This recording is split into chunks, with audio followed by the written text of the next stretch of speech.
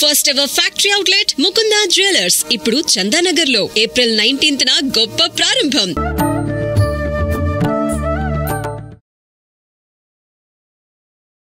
నమస్కారం, welcome to I dream.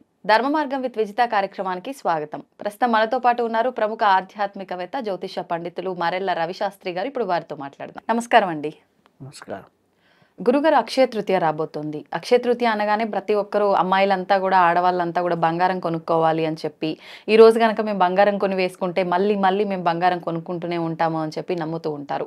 కానీ ఈ మధ్య కాలంలో ప్రతి ఒక్కరు కూడా చెప్పేది ఏంటి అంటే, ఆ రోజున బంగారం కొనుక్కోవడం కాదు, ఏదైనా దానం చెయ్యాలి అని చెప్పి. ఏది వాస్తవం? అసలు ఆ రోజు చేయాల్సిన విధానం ఏంటో తెలియజేయండి.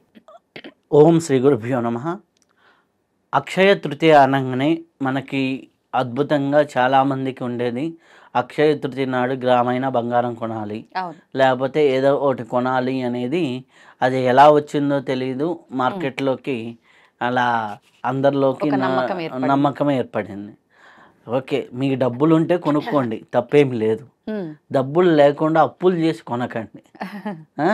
అది అంటే నిజంగా శాస్త్ర ప్రకారం అక్షయ తృతీయ నాడు ఎక్కడ బంగారం కొనాలి అనేది ఎక్కడా లేదు. కానీ ఆ రోజుకి చాలా విశేషమైనటువంటి ప్రాశస్త్యం అనేది ఉంది.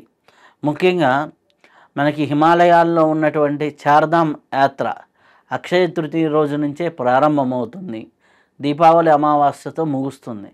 అక్షయ తృతీయ రోజు మనకి యమునోత్రి ఓపెన్ అవుతుంది, అలాగే గంగోత్రి ఓపెన్ అవుతుంది. తర్వాత 2 రోజులకి కేదార్నాథ్ ఓపెన్ అవుతుంది, తర్వాత 2 రోజులకి బద్రీనాథ్ ఓపెన్ అవుతుంది.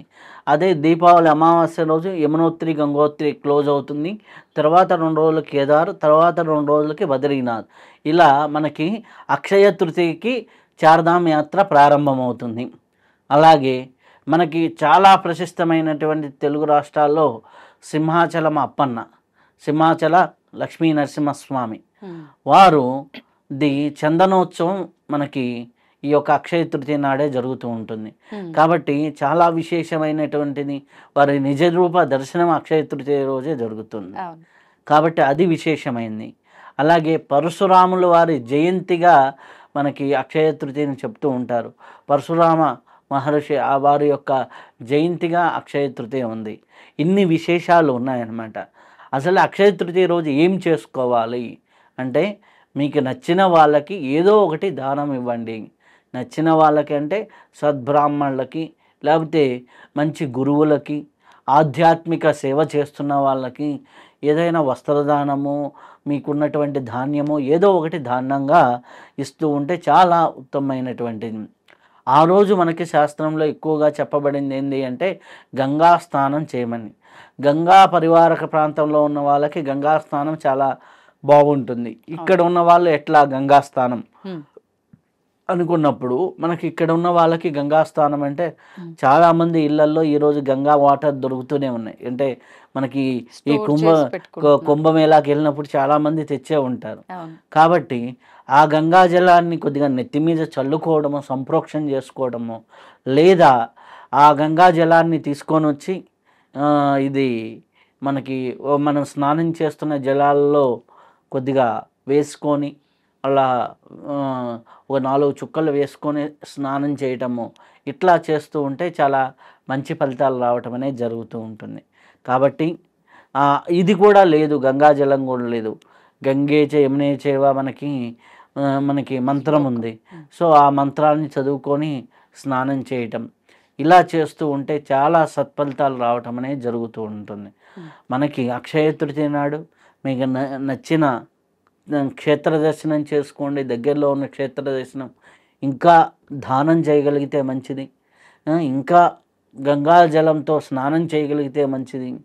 ఇంకా ముఖ్యంగా ఏదైనా జీవనది ఉంటే ఆ జీవనదికి వెళ్ళి కూడా స్నానం చేయొచ్చు. ఎందుకంటే మనకు ఆంధ్ర రాష్ట్రాల్లో, ఆంధ్ర తెలంగాణ ప్రాంతంలో తుంగభద్ర నది ఉంది, అలాగే మనకి కృష్ణానది ఉంది, గోదావరి నది ఉంది. ఈ ప్రాంతాల్లో దగ్గరగా ఉన్న వాళ్ళు జీవనదుల్లో స్నానం చేయడం అనేది చాలా ప్రాశస్త్యంతో కూడింది. అక్షయ తృతీయ వీటికి ప్రధానంగా దానాలు అన్నారు కదండి, ఎలాంటి దానాలు? దానాల్లో మనకి ఏమంటే పూర్వకాలంలో మోయన రూపంలో ఇచ్చేవాళ్ళు. మోయన రూపం అంటే ఏంటంటే మనకి 1.5 కేజీ బియ్యము, అంటే వాళ్ళ శక్తి కొలది బియ్యము, ఒక బ్రాహ్మణుడు కుటుంబము ఒకరోజు హాయిగా తినగలిగేటటువంటి భోజనం పూజారి గారికి, అంటే వాటి స్వయం పాకానికి ఇచ్చినట్లుగా వారికి ఇవ్వటం అనేది జరుగుతుంది. దాన్ని మనకి ఒకరోజు కావాల్సినవన్నీ, కొంతమంది వాళ్ళ శక్తి ఉంది ఇంకా ఎక్కువ ఇవ్వచ్చు. ఓకే, మొన్న ఒక ఆవిడ వచ్చారు, ఆవిడ అంటారు నేను 1.5 కేజీ అంటే ఎక్కువ ఇస్తే ఇంకా మంచిది. మినిమం అనేది 1 కేజీ 1.5 కేజీ అనేది ఏంటంటే ఇంట్లో 4-5 ఉంటే వారందరికీ ఒక పూట భోజనానికి సరిపడే విధంగా బియ్యము, కొద్దిగా బెల్లము, కొద్దిగా ఒక కందిపప్పు, కొద్దిగా కూరగాయలు కొద్దిగా కలిపి ఇమ్మని అని చెబుతాం. లేదు మీకు అది కుదరలేదు, ఎవరికైనా వస్త్రాలు ఇవ్వండి, మీ దగ్గరలో ఉన్న పేదవాళ్ళకి ఇవ్వండి, లేకపోతే గురువులకి ఇవ్వండి. ఇట్లా ఎవరికైనా ఏదైనా చేస్తూ ఉంటే మన సేవ అంటే నీకు దాంట్లో ఫలాపేక్ష లేకుండా చేసేది సేవ. ఇప్పుడు చాలామంది ఏం చేస్తారు, చలివేంద్రాలు పెడతారు, ఫలాని వాళ్ళ స్పాన్సర్ అంటారు. అక్కడ ఏమైపోయింది, ఫలాపేక్ష ఉంది కదా. లేదు ఇంకో చోట సో వ్యక్తులు వాళ్ళ ఫోటో వేసుకోవడం ఇట్లాంటిది. ఆ ఫోటోలు ఇవన్నీ కాకుండా నువ్వు చేత్తో ఇవ్వు దాన్ని నలుగురికి చెప్పుకుంటే ఏమవుతుందంటే ఈ ఫలితం వాళ్ళు విన్నవాళ్ళు అయ్యో అవునా మీరంత గొప్ప వాళ్ళు అన్నారు అనుకోండి, ఆటోమేటిక్ వాళ్ళకు కూడా పుణ్య ఫలితం వెళ్ళిపోతూ ఉంటుంది. అందుకే పెద్దవాళ్ళు అంటారు కదా, మనం చేస్తున్న దానం కుడి చేతితో చేసేది ఎడమ చేతికి కూడా తెలియకుండా మనం చెప్తూ ఉన్నామంటే ఆ ఆనందం మనం పొందుతున్నాం. ఆ ఆనందాన్ని 10 మంది చెప్పడం వల్ల వాళ్ళు నీకు తెలియకుండా ఒక రికగ్నిషన్ ఇస్తారు. ఆ రికగ్నిషన్ నీకు పుణ్యకర్మ ఖర్చు అయిపోతూ ఉంటుంది. అంతే, ఆ పుణ్యకర్మ ఖర్చు అయిపోతూ ఉంటుంది, ఆటోమేటిక్ బ్యాటరీ ఛార్జింగ్ అయిపోయినా డల్ అవుతూ ఉంటుంది.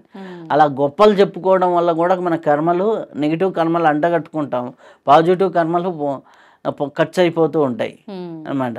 సో ఇప్పుడు నీకేమిటంటే ఒక 4 ఫ్రెండ్స్ ముందర నేను ఇది చేశాను అన్నారు, వాళ్ళు ఏదో మంచిగా రికగ్నైజ్ చేసి చప్పట్లు కొట్టారు, అయిపోయింది.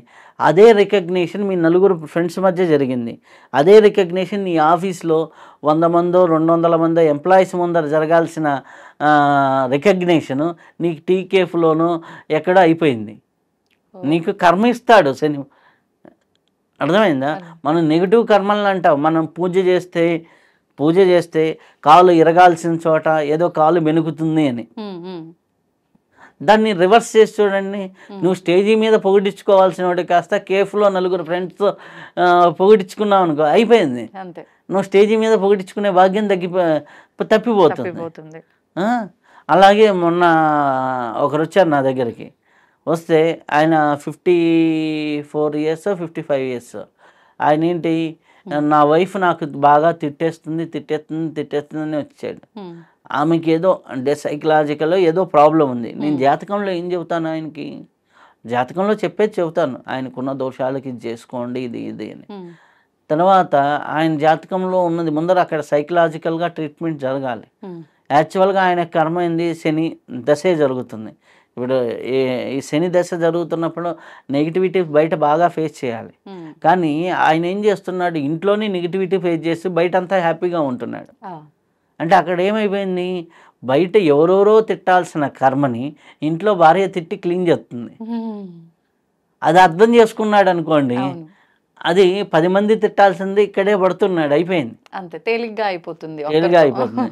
ఎవరైనా సరే ఇంట్లో ఎవరైనా తిడుతుంటే, అబ్బా నన్ను 100 మంది తిట్టేది ఇంట్లో వాళ్ళే తిట్టేస్తున్నారు, హ్యాపీగా సొసైటీ అంతా మంచిగా చూసుకుంటుంది, కాబట్టి ఇక్కడే కర్మ పోయిందనుకోండి, హ్యాపీగా మీ జీవితంలో ఆనందంగా బతికేస్తారు. ఇది ఒక పాజిటివ్ ఎండ్ సైకలాజికల్గా ప్లస్ కర్మ ప్రకారం కూడా అనమాట. సో ఇట్లా మనం చూసుకుంటే చాలా మంచిగా ఉంటుంది అక్షయ తృతీయ అనమాట. కాబట్టి అక్షయ తృతీయ నాడు ముఖ్యంగా మనం చేసుకోవాల్సింది ముందర చెప్పినవన్నీ చేసుకుంటూ ఉంటే చాలా బాగుంటుంది.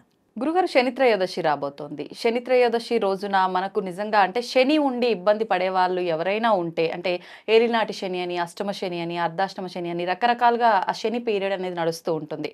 అటువంటి వాళ్ళు దాని నుంచి విముక్తి పొందాలంటే ప్రత్యేకించి ఈ శని త్రయోదశిని ఏ రకంగా ఉపయోగించుకోవచ్చు అంటారు? ఓం శ్రీ గురుభ్యో నమః. శని త్రయోదశి అలాగే శని అంటే ఎవరు? శని భగవానుడు ఏం చేస్తాడు అంటే, శని భగవానుడు కర్మ ఫలదాత. అంటే నువ్వు పూర్వం ఏ కర్మ అయితే చేశావో ఆ కర్మకి ఫలితాన్ని ఇచ్చేటటువంటి గ్రహం అనుకోవచ్చు, ఒక శక్తి అనుకోవచ్చు. కాబట్టి కర్మకి ఫలితాన్ని ఇచ్చేటటువంటి దైవం కర్మ ఫలదాతగా మనం చెప్తూ ఉంటాం. మన శని భగవానుడు మన కర్మల్ని మనకు ఇస్తూ ఉంటాడు. నువ్వు మంచి పూర్వం చేసి ఉంటే మంచి ఇస్తాడు, చెడు పూర్వం చేసి ఉంటే చెడు ఇస్తాడు. కానీ ఇక్కడ చాలామంది అంటారు శని ఏదో కష్టాలు ఇస్తాడని.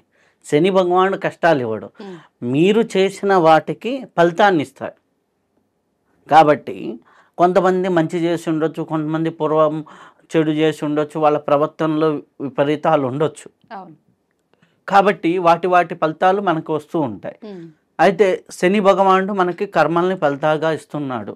అయితే ఈ శని దోషాన్ని పోవడానికి మనం ఏం చేయాలి?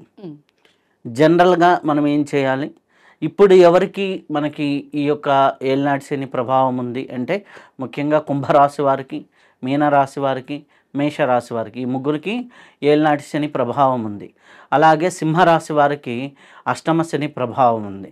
అర్ధాష్టమ శని ప్రభావం అంటే ధనుసు రాశి వారికి ఉంది. ఈ రాశులలో 5 రాశుల వారికి ఎప్పుడు శని ఎఫెక్ట్ అనేది ఉంటుంది. ఎప్పుడు ఒకరికి అష్టమ శని, ఒకరికి అర్ధాష్టమ శని, మూడు యొక్క రాశులకేమో ఏలినాటి శని ఎప్పుడు ఉంటుంది. కాబట్టి ఈ 5 రాశులు శని ఎఫెక్ట్లో ఉంటారు. సో ఇక్కడ ఏంటి అంటే ఈ శని ఎఫెక్ట్ ఉన్నవాళ్ళు లేదా జాతకంలో చూసుకున్నప్పుడు శని మహాదశ జరుగుతున్నవారు వీళ్ళందరికీ కొద్దిగా స్లోగా పనులు అవుతూ ఉంటాయి. శని మూలాధారానికి అధిపతి. మూలాధారం అంటే మన వెన్నుపూస చివరి భాగంలో ఉండేటటువంటిది. ఇది ఫిజికల్ హెల్త్లో stomach related issues, constipation issues, free motion కాకపోవటం, ఇలాంటి అన్నిటికీ అధిపతి అన్నమాట. కాబట్టి ఈ అన్నిటికీ అధిపతి అయినటువంటి శని భగవానుడు బాగలేకపోతే మనం ఏం రెమెడీ చేసుకోవాలి? ఆ రెమెడీస్ మన శని త్రయోదశి నాడు చేసుకుంటే ఇంకా ఎక్కువ ప్రయోజనం ఉంటుంది. అయితే ముఖ్యంగా శని త్రయోదశి నాడు మనకు చెప్పేది శని భగవానుడికి తైలాభిషేకం. శని భగవానుడికి తైలాభిషేకం మనం చేయటం వల్ల చాలా వరకు మంచి ఫలితాలు వస్తాయి. అలాగే శని త్రయోదశి నాడు అభ్యంగన స్నానం చేసినా కానీ చాలా మంచి ఫలితాలు వస్తాయి. అభ్యంగన స్నానం అంటే నువ్వుల నూనె ఒంటికి అప్లై చేసుకొని కొంతసేపు పూర్వకాలంలో పండగలు అప్పుడు చేసేవాళ్ళు, అలా చేస్తే చాలా మంచి ఫలితాలు వస్తాయి. ఇవి 2 కాకుండా ఇంకా శని భగవానుడి యొక్క అనుగ్రహం పొందడానికి బాగా మనం చేసుకోవాల్సింది ఏంటంటే, ఎక్కడైనా సరే వికలాంగులు కనిపిస్తే హెల్ప్ చేస్తే శని భగవానుడు సంతోషపడతాడు. ఓన్లీ శని త్రయోదశి రాదే కాదు, మనకి వికలాంగులు కనిపించినప్పుడు హెల్ప్ చేసిన, అలాగే ఎవరైనా సరే పారిశుద్ధ్య కార్మికులు అంటే మనకి ఇప్పుడు వాష్రూమ్ క్లీన్ చేయడానికి ఇట్లా వస్తూ ఉంటారు, అటువంటి వాళ్ళకి హెల్ప్ చేస్తున్న వాళ్ళందరికీ కూడా శని భగవానుడు మనం హెల్ప్ చేస్తుంటే అటువంటి వాళ్ళందరికీ చాలా మంచి ఫలితాలు రావటం అనేది జరుగుతుంది. కాబట్టి శని భగవానుడు యొక్క అనుగ్రహం పొందాలి అంటే సేవ ఒకటి మార్గం, సేవ ముఖ్యమైన మార్గం. ఆ తర్వాత శనికి తైలాభిషేకం చేసుకోవడం ఒక మార్గం. అలాగే ఆంజనేయ స్వామిని ఆరాధన చేయడం ఒక మార్గం. హనుమాన్ చాలీసా నిత్యపారాయణ చేసుకోవడం ఇది ఒక మార్గం ఆంజనేయ స్వామిని. అలాగే శివ రుద్రాభిషేకం చేసుకోవడం ఒక మార్గం. ఇది కాకుండా ఇంకా మనకి చెప్పిన మంత్రశాస్త్రం పరంగా వచ్చినప్పుడు ఓం శం శనైశ్చరాయ నమః, ఇది మనకి సింపుల్గా ఉంటుంది, చాలా పవర్ఫుల్ మంత్రం. రోజుకి 1 గంట సేపు కానీ చేసుకుంటూ ఉంటే ప్రతిరోజు ఓం శం శనైశ్చరాయ నమః అనేది 1 గంట సేపు కానీ చేసుకుంటుంటే ఈ యొక్క శని దోషాలు ఉన్న వాళ్ళందరికీ చాలా మంచి ఫలితాలు రావటం అనేది జరుగుతూ ఉంటుంది. ఏంటంటే చేస్తూ ఒక 1 అవర్ చేస్తూ ఉంటే అట్లా పారాయణలాగా రోజుకు 1 గంట సేపు చేసుకుంటూ ఉంటే చాలా మంచి ఫలితాలు ఉంటూ ఉంటాయి. ఇది కాకుండా శారీరకంగా మనం ఏం చేయాలి అంటే, ఎవరికైతే శారీరక శ్రమ చేస్తారో వారికి శని దోషం ఉండదు. అంటే శరీరానికి చెమట పట్టేటట్టు ఎవరైతే పని చేస్తారో వారికి ఉండదు. దీనికి బెస్ట్ ఏంటంటే ఉదయం పూట వాకింగో లేకపోతే ఏదో ఒక ఎక్సర్సైజో ఇది చేస్తూ ఉంటే కొంతవరకు శని దోషం అనేది నయమవుతూ ఉంటుంది. అంటే కష్టపెట్టుకోవాలి మనల్ని మనం ఏదో రకంగా వచ్చేలాగా. కష్టపెట్టుకోవాలని కష్టాలు తెచ్చుకోవాలని కాదు, శారీరక శ్రమ అంటే నిత్య వ్యాయామము, నిత్య యోగాను ప్రాక్టీస్ ఉన్న వాళ్ళకి శని ప్రభావం అనేది చాలా తక్కువగా ఉంటుంది. ఎందుకంటే శని ఎక్కడ ఉంటుంది? మూలాధారం. ఆల్రెడీ చెప్పాను, డైజెషన్ అండ్ మోషన్ సిస్టమ్. ఎవరికైతే వాకింగ్, ఎవరైతే కొద్దిగా ఎక్సర్సైజ్ చేస్తారో ఆటోమేటిక్గా స్టమక్ రిలేటెడ్ ఇష్యూస్ క్లియర్ అవుతూ ఉంటాయి. ఎప్పుడైతే ఇవన్నీ క్లియర్ అవుతున్నాయో అక్కడ యాక్టివ్నెస్ ఉన్నట్టే కదా ఆటోమేటిక్గా. ఇవి చేస్తూ ఉంటే చాలా వరకు బెటర్ అవుతూ ఉంటుంది. ఇంకా సూర్యోదయం కంటే ముందర నిద్ర లేవటం అనేది చాలా మంచి అలవాటు. అటువంటి వాళ్ళకు కూడా శని భగవానుడి యొక్క నెగిటివ్ ఫలితాలు అనేవి చాలా తక్కువగా ఉంటాయి. ఇప్పుడు ఎన్ని రకాల రెమెడీస్ చెప్పాం. మనకి శని త్రయోదశి నాడు తైలాభిషేకం చేసుకోవచ్చు, అభ్యంగన స్నానం ఇవి చేసుకోవచ్చు శని త్రయోదశికి. ఇవి కాకుండా ఎప్పుడైనా శని ప్రభావం ఉన్న వాళ్ళకి ఆ రోజు కాకుండా మామూలుగా శనికి రోజు చేసుకోవాల్సింది ఏంటంటే, ఎక్కడైనా వికలాంగుళ్ళు కనిపిస్తే అన్నదానమో ఏదో ఒక దానం చేయటం, లేదా పారిశుద్ధ్యం లాంటి అంటే లోయెస్ట్ ఆఫ్ ద లోయెస్ట్ పనులు చేసే వాళ్ళకి హెల్ప్ చేయటం. అలాగే నెక్స్ట్ వచ్చేసి ఎవరైనా కష్టాల్లో ఉన్నటువంటి రైతులు కానీ నిత్య శ్రమ చేసే వాళ్ళు ఉన్న వాళ్ళకి హెల్ప్ చేసే పని చేయడం. ఇదన్నీ కూడా శని భగవానుడికి చేసే సేవలే, మనకున్న కర్మలు కడుక్కోవడానికి చేసేటటువంటి పనులే. ఇవన్నీ చేయటం వల్ల చాలా మంచి ఫలితాలు రావటం అనేది జరుగుతుంది. ఇది కాకుండా మనం ఎప్పుడైనా శివాలయ దర్శనం చేసినప్పుడు శివాభిషేకం కూడా చాలా మంచిది. అలాగే హనుమాన్ చాలీసా ఇంకా బెటర్గా వెళ్ళాలి, ఇంకా బాగుండాలి అంటే శనివారం కానీ మంగళవారం కానీ ఆంజనేయ స్వామికి తమలపాకులతో పూజ చేయటం అనేది చాలా శ్రేయస్కరం. ఇలా చేసుకుంటూ ఉంటే చాలా అద్భుతమైన ఫలితాలు శని దోషానికి మనకి వస్తాయి. ఈ యొక్క శని త్రయోదశే కాదు, ఇవి నిత్యంగాని పాటిస్తూ ఉన్నారు అంటే చాలా వరకు అద్భుతమైనటువంటి ఫలితాలు రావటం అనేది జరుగుతూ ఉంటుంది. కాబట్టి శని ఏదో బాధిస్తున్నాడు, ఏదో ఇబ్బంది పెడుతున్నాడు, ఏదో కాకుండా పూర్వజన్మ కర్మల్ని మనకి అందిస్తున్నాడు. కర్మ ఫలదాత శని భగవానుడు, కర్మ ఫలదాత. ఈ ఒక్కటి గుర్తుపట్టుకొని మనకు కష్టాలు రావటం లేదు, మనం చేసిన వాటికి ఫలితం వస్తుంది. ఇప్పుడు దీనికి ఒక చిన్న ఎగ్జాంపుల్ చెప్తాను. ఓ పిల్లవాడు ఉన్నాడు, 10th క్లాస్ పిల్లవాడు, లేదా ఇంటర్మీడియట్ ఎగ్జామ్స్కి ప్రిపేర్, సంవత్సరం మొత్తం చదివాడు అనుకోండి, చివరి ఎగ్జామ్స్ టైం వచ్చినప్పుడు ఎలా ఉంటుంది? వాడికి చాలా ఈజీ అవుతుంది, అంటే పెద్ద ఇబ్బంది అవ్వదు. ఒకసారి రివిజన్ చేసుకుంటే సరిపోతుంది. రివిజన్ చేసుకోవడం, పరీక్ష వాడికి ఆటగా ఉంటుంది. ఎప్పుడెప్పుడు పరీక్ష రాద్దాం, మంచి స్కోర్ చేద్దామని. సంవత్సరం మొత్తం చదవని వాడికి అమ్మో పరీక్షలు అని భయం ఉంటుంది. అలాగే ఏలినాటి శని అనేది మీకు వైభోగాల్ని, అద్భుతమైన ఫలితాలని, పెద్ద వాళ్ళని అందరినీ, ముఖ్యమంత్రులని, ప్రధానమంత్రులని చేసింది పివి నరసింహారావు గారు ప్రధానమంత్రి అయింది ఏలినాటి శనిలోనే. అట్లా శని పీరియడ్ ఒక రకంగా మేలు చేస్తూ ఉంటుంది. అలాగే చాలామంది అంటే ఇల్లులు కొనుక్కున్న వాళ్ళు ఇలా ఏలినాటి శనిలో ఇల్లులు కొనుక్కున్నారు అంటే అక్కడ ఈఎంఐ కడుతూ కష్టపడుతూ ఉంటారు మళ్ళీ. ఓకే, ఏదో ఒక రకంగా టైట్ ఉంటుంది, కానీ ఆ టైట్ అనేది ఒక రకంగా ఉండదు. కాబట్టి ఇటువంటి ఫలితాలు అనేది సహజంగా కనిపిస్తూ ఉంటాయి శని భగవానుడికి. ఏదో రకంగా మన జీవన విధానంలో ఒక టైట్గా అంటే ఫైనాన్షియల్గా కొద్దిగా టైట్ చేయడము, ఏదైనా హెల్త్ పరంగా టైట్ చేయడము, అనవసరంగా ఏదో హాస్పిటల్ బిల్లులు కట్టేటట్టు చేయడము, ఇంట్లో ఎవరికో బాగాలేకపోవటం, లేకపోతే వాళ్ళు స్వయాన ఇంకా మిడిల్ ఏజ్లో ఏలినాటి శని వచ్చిందనుకోండి 40sలో ఏదో ఒకటి అంటే రెగ్యులర్ వ్యాధి రూపంలో రావటము, ఇట్లాంటివి జరుగుతుంటాయి. అందుకనేసి వ్యాయామము, ఆహార నియమాలు పాటిస్తూ ఉంటే చాలా అద్భుతమైన ఫలితాలు వాళ్ళకు ఉంటాయి. ఓకే, నిజంగా చాలా మంచి రెమెడీస్ తెలియజేశారండి. ధన్యవాదాలు. ధన్యవాదాలు.